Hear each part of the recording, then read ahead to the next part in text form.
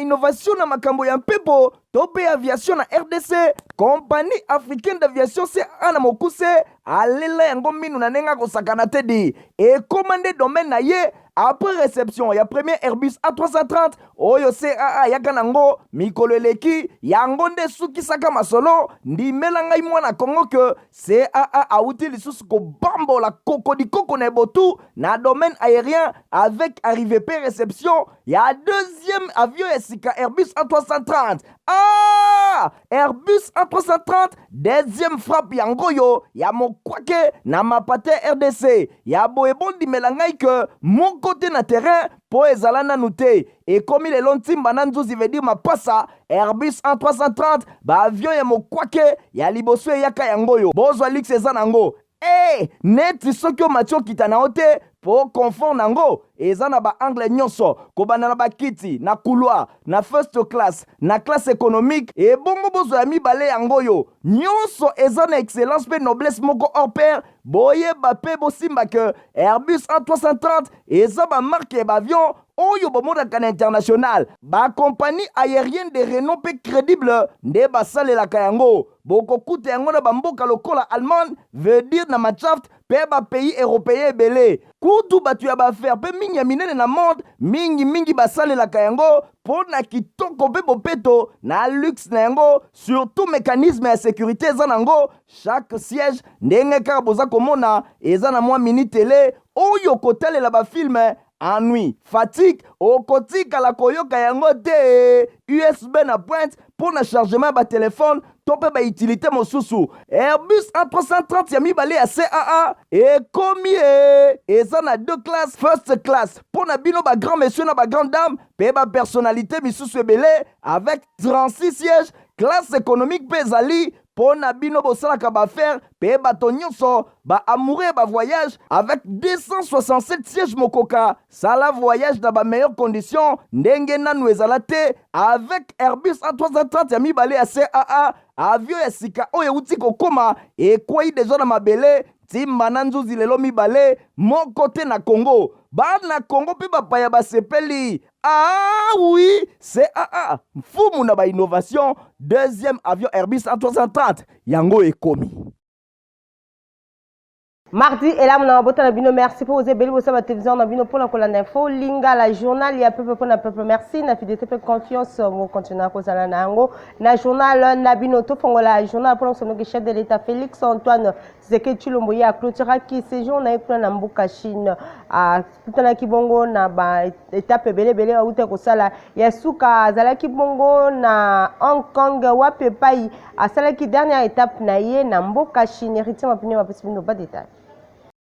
Président de la République, Félix Antoine Tshisekedi Tshilombo a clôturé visite d'État na Chine lundi 29 mai na Oyetali ville ya Hong Kong, région administrative spéciale ya Chine. Azalaki accompagné na délégation officielle moko restreinte chef de l'État à Betaki Masolo et Longona Christopher Hui, chef ya ba service financier pe ya trésor ya Hong Kong pour na ba atunyo so oyo région oyo azana yango na ba activité ezali kobimisa mbongo ebele kuna na mboka Chine. République démocratique du Congo azali koluka ko approfondir ba relation na ye elongo na bourse ya Hong Kong mingi vraiment pour na kokolisa ba source ya investissement extérieur pe ko améliorer climat ya ba affaire na République démocratique du Congo. Visite oyo ezali expérience moko ya malamu pamba te ba richesse ebele ya RDC lokola ba métaux rares oyo ezali kotekama pe ko sombama ekoki kozala échanger na Hong Kong ndenge chef de l'État atalisaki alobi bazana ba sujet d'intérêt commun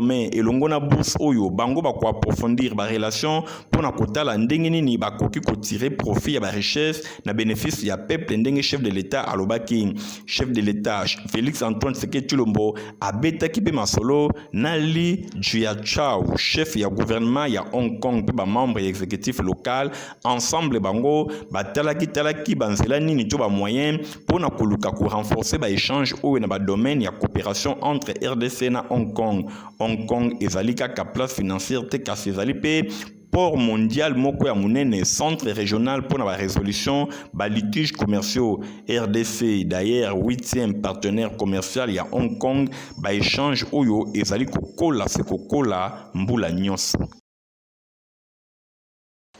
Tobeta bongo masolo ya Assemblée nationale pour l'Assemblée que chambre basse ya parlement zaki na séance plénière mokola lundi 29 mai na salle ya congrès ya palais du peuple wa pepai honorable député Bayoka ki bongo économie ya loi sur la répartition des sièges ya élection législative oyo ko salema kala mingi te héritier mapinde minamwo nda basamino ba détail.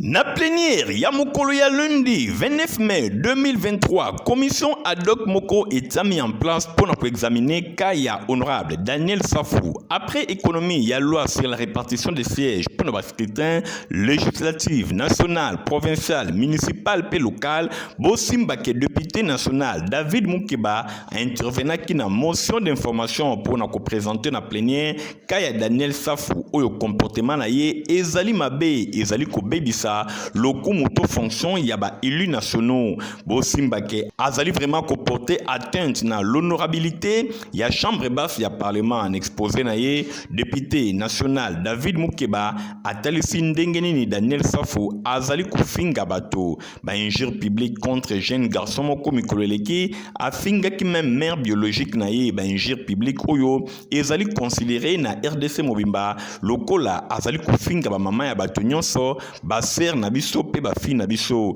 natina wana asinga ki commission moko ezalaki mise en place mikoleleki Daniel Safou a présenté ki na commission ba esquisse na ye asalaki yango même publiquement kasi azalaki gracier grâce oyo ba pesaki ye comportement yango ezalaki infractionnel pe comportement moko indigne selon honorable David Moukeba ezali kaka kozonga natina wana azali kokoba kobebisa image ya ba députés nationaux pona oyo etali proposition ya loi ya honorable Nsingi Pululu oyo ainisaki boye Daniel Safou alekaki na télévision pona kolobake soki mobeko oyo endimami après 3 jours pouvoir ekokweya honorable David Moukeba amituni soki pouvoir nini Daniel Safou abandai koloba natina wana ye amonike député national oyo azali vraiment kosala makambo moko ya mabe esengeli pe ayeba na koza itumbu marche ya opposition oyo euti kosala mikoeleki Daniel Safou alobaki liboso ya journaliste moko ke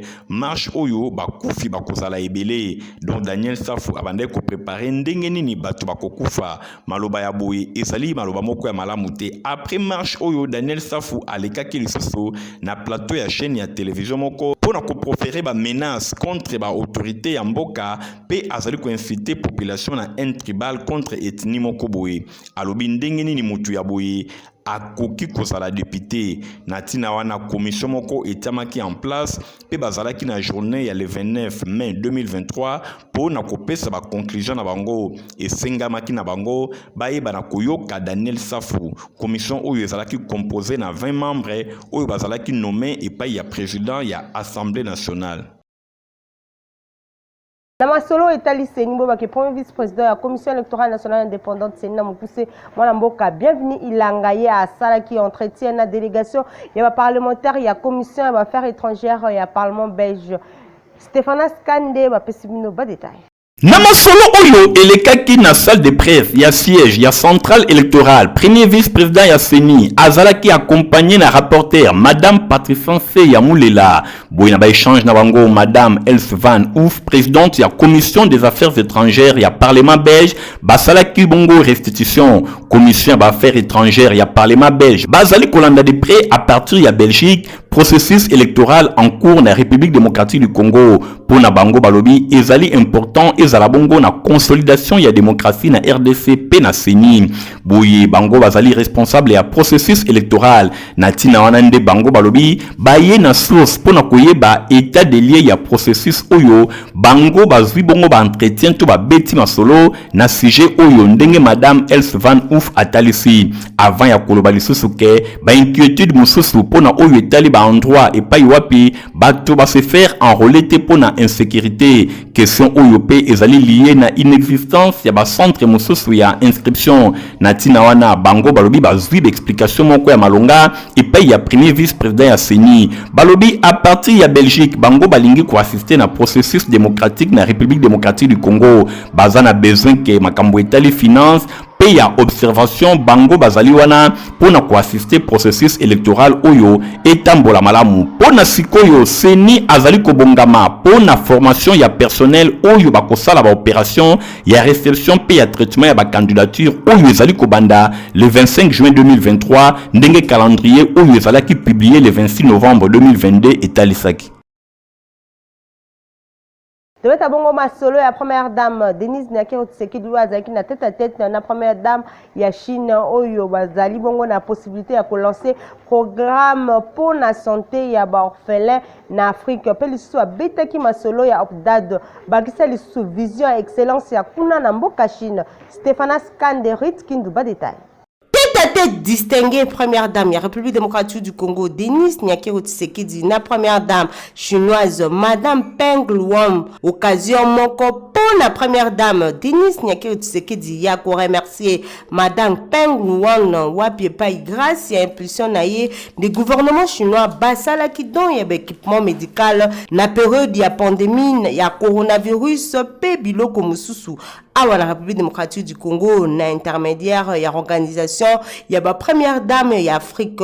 pour le développement Opdad na Mokuse vice-présidente ya Opdad Denise Nyakero Tshisekedi a rappelé que rôle ya structure oyo na bango Opdad ezali ko jouer mingi penza na amélioration ya bien-être ya population africaine ba maman bana avant ya ko inviter Madame Peng Luang na célébration ya 20 ans ya Opdad na mois ya juin prochain na Kinshasa capitale ya République démocratique du Congo. Collaboration entre Chine na Opdad oyo Madame Peng Luang alingi ko consolider davantage na ngambo mosusu première dame ya Chine azali ko compter ko relancer le 1er juin 2023 journée internationale de l'enfance programme moko dénommé pour la santé des orphelins en Afrique. Programme oyo eko consisté ya ko sala ba consultation médicale gratuite pe offrir ba kits médicaux na orphelinat pe ba structure mususu na ba prise en charge ya bana awa na Afrique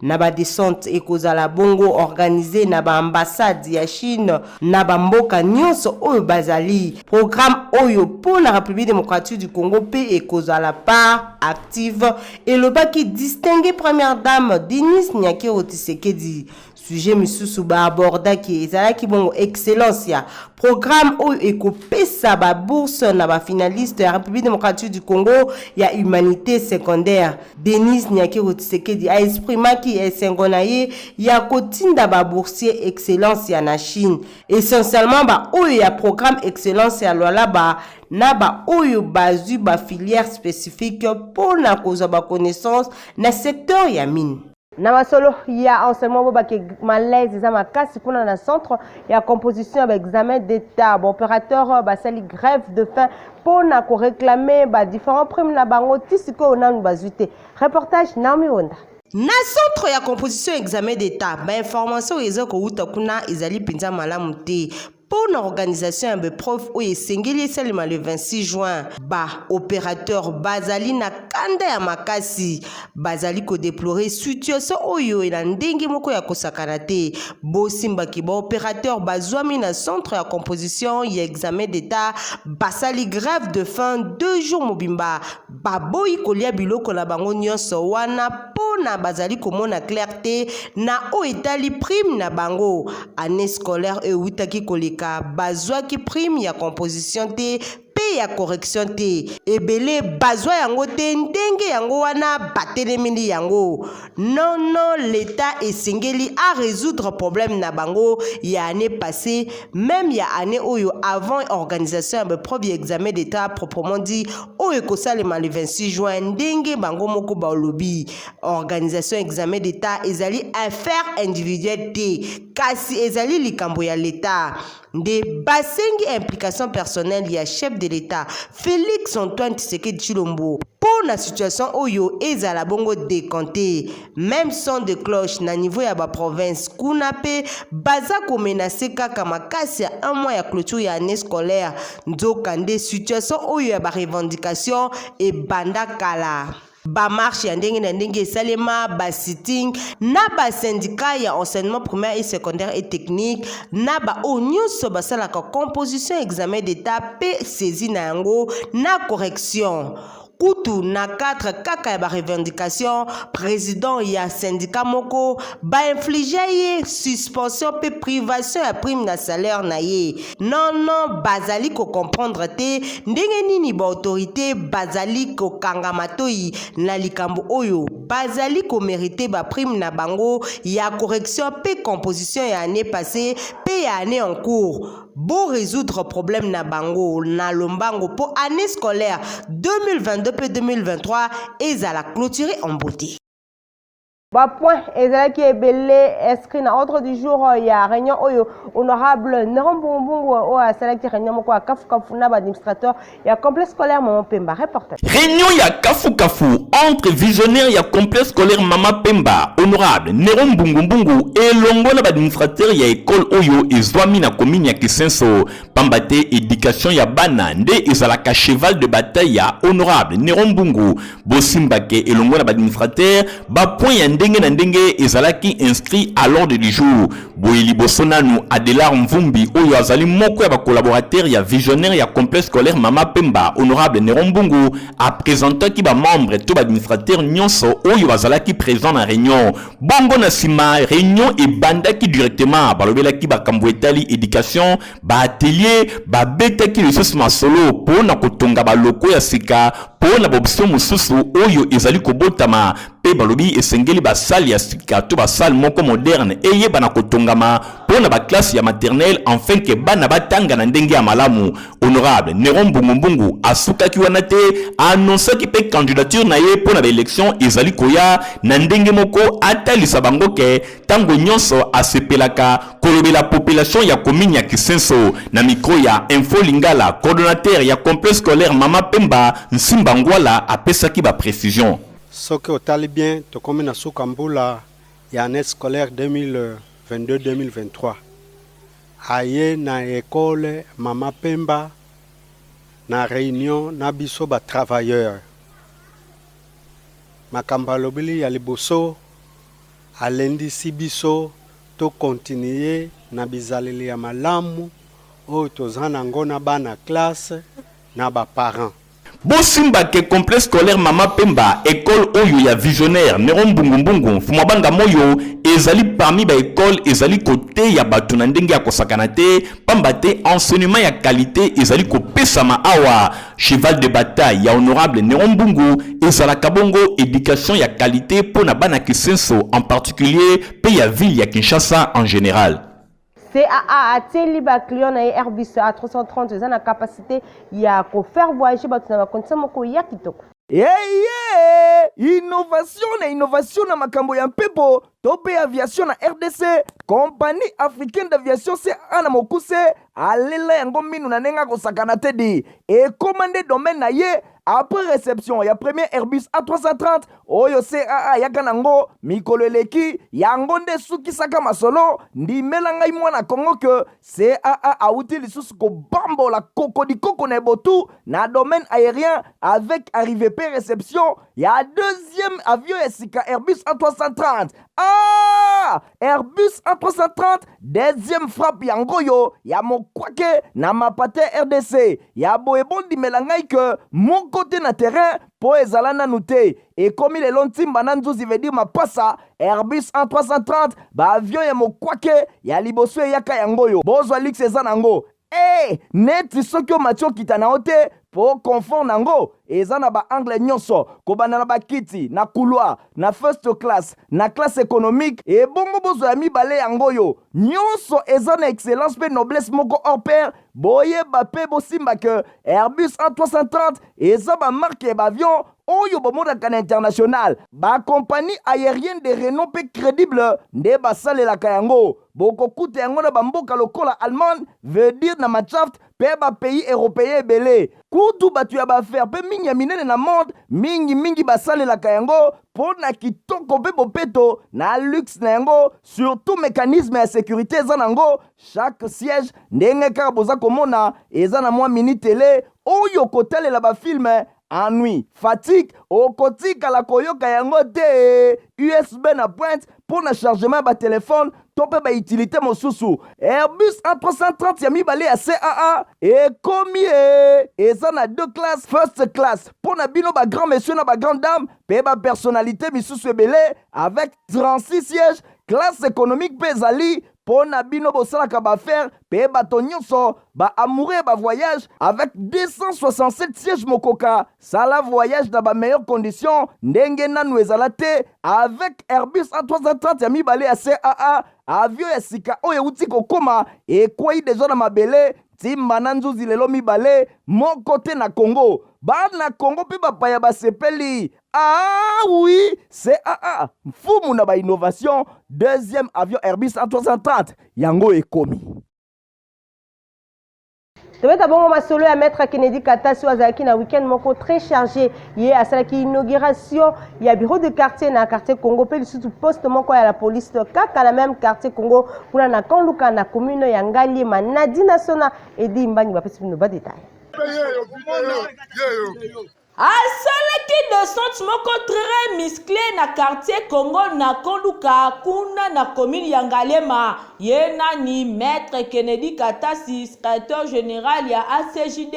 pe président ya fondation Katasi oyo eza na kombo na ye epai wapi ba congolais ba mesana kobenga ye l'incarnation de la sagesse likolo nango l'homme du Saint-Esprit. Bit ya descente na ye ezalaki ya ko inaugurer bureau ya quartier Congo oyo ebungisaka ba dossier ya ndenge na ndenge ya quartier oyo epai wapi ba chef ya quartier bazangaka kimia tango nyonso bakomaka koya kolelela Kennedy Katasi nde lokola azalaka shushu ya Kanluka ayaki mbangu po na kotonga yango na banorme nyonso. Nde mokolo ya inauguration asalaki cérémonie monene kaka ndenge boza komona kuna akataki ribbon symbolique asopaki chamba pe makasu na même place. Katasi l'homme de 3K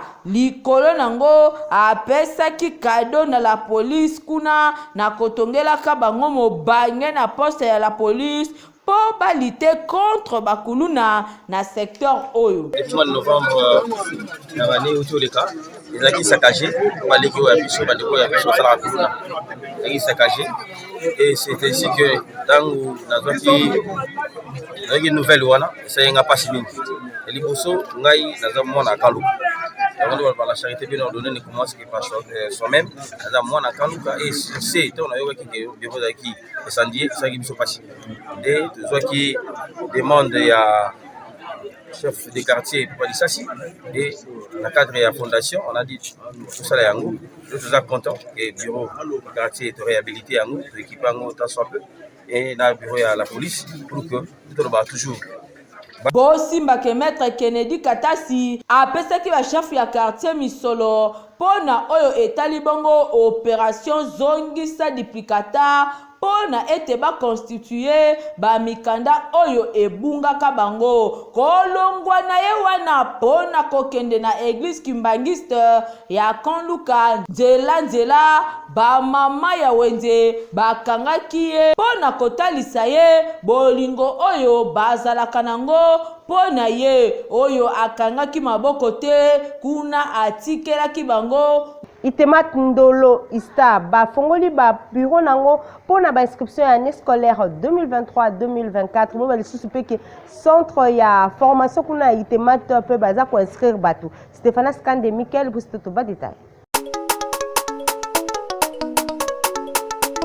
Pour assurer éducation ya mwana ne garantir malonga moboti nyonso alengelaka yokelenge lokoyo Institut technique de météorologie aviation et télécommunication Itemat Ndolo na mokuse afongoli porte na ba inscription oyo eza kosalema ofele veut dire gratuite pour l'année scolaire 2023-2024. Du 15 juin au 6 juillet 2023, les Kakaos ont déjà formulaire na yo kitoko pe okomisa mwana na yo kobanda na classe ya 7e ti na 6e des humanités. Bana nyonso oyo basilisi primaire itemat ndolo eza kozela bino moboti kozela te kuna basection eza ebele aviation civile, électricité générale, mécanique générale pe électronique oyo bokozwa na kati 3 options mokoka lokola radio transmission, commutation pe électronique industrielle. Mwana ye moko kaka sala choix na ye formation de affaires ya itemat oyo esalaka ke soki mwana asilisi awa akoki komonte misala na ye moko kitoko to akoki deja kotravailler na entreprise en tant que vrai technicien. Ba professeur awa kale na ndenge ya nyama welisa inscription eza ofele du 15 juin au 6 juillet. Premier test d'admission ekozala bongo le 8 juillet 2023 na ba 7h. Okanisi esili tintin itemat ekanisi bino bato oyo bolingaka kokubisa formation pratique na technique. Osilisa na yo deja classe kala kasi olingi o renforcer pratique na yo kitoko batieli bino centre de formation à courte durée na ba domaine oyo électricité automobile, installation des centres solaires oyekola ndenge nini bainstallaka bapanneau solaire ata oza na baprovince mosika masolo awa eza kofungama kitoko koyekola kitoko. Informatique, théorie na pratique nyonso ezali avec balabo na bango moko ekuba na pointe esilite. Réseau et maintenance électronique awa bokoyekola rebobinage, système embarqué, vidéosurveillance, bacours ya anglais pesa kopesama. Yoka, ba formation eza kopesama du lundi au vendredi de 17h à 20h pe samedi de 10h à 20h. Tango ya koyekola pe okoma utile na société eleki nanu te. Bolekaka deja na babiro ya itemat ndolo oyo esomi na kati ya Istandolo, avenue Aérodrome numéro 3930 quartier Ndolo na commune ya Barumbu. Itemat ndolo mfumu ya formation technique.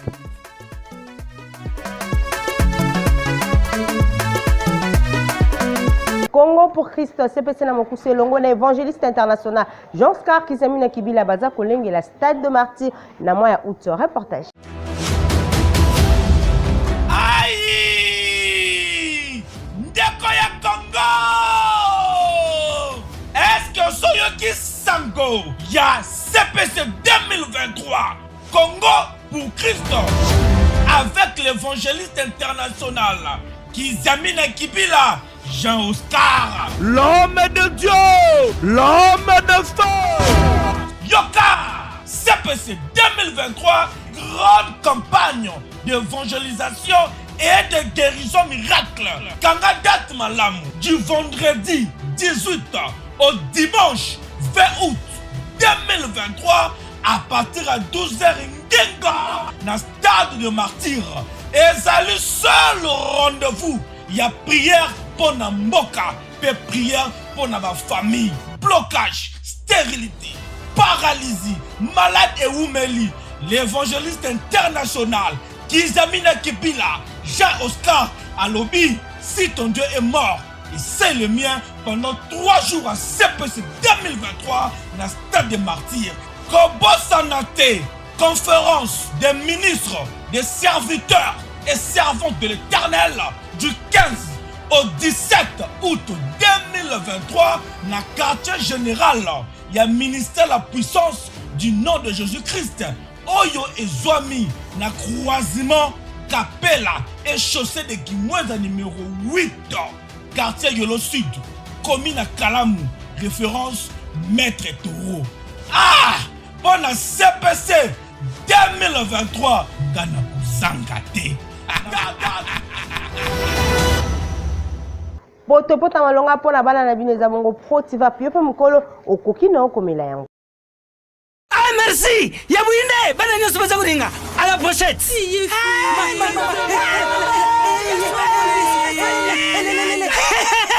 Vous allez quoi mais Protivap est tonne la protéine et énergie. Ah papa merci pour les Protivap pour les enfants. Eh Bino, bote la baonine. Bote ma bote la Bino. Baba kansa bamba bonga. Bona bana na yo bakuma rukura bana oyo. Folesa kabango poto Protivap. Et ça pota te. Allez, kamata. Bon appétit. Bana nyeso bayaka Potifa. Ah basisi kulia ya bango Potifa, babandi badansi na bango ya babebe pro. Tala. Ba yango, chata kitoko ntoto makachi. Tukana mbimbi, oyo tukana mbimbi.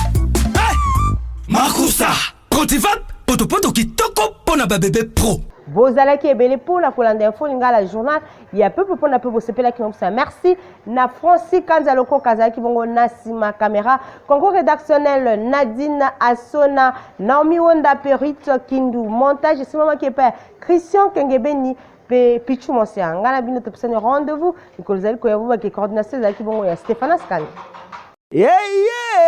Innovation na makambo ya mpepo tope aviation na RDC compagnie africaine d'aviation CA na mokuse alela yango minu na nenga kosakana te di et commandé domaine na ye après réception ya premier Airbus A330 oyo CAA yaka nango mikolo eleki yango nde sukisaka masolo ndimela ngai mwana Kongo ke CAA auti lisusu kobambola koko na botu na domaine aérien avec arrivée pe réception ya deuxième avion esika Airbus A330.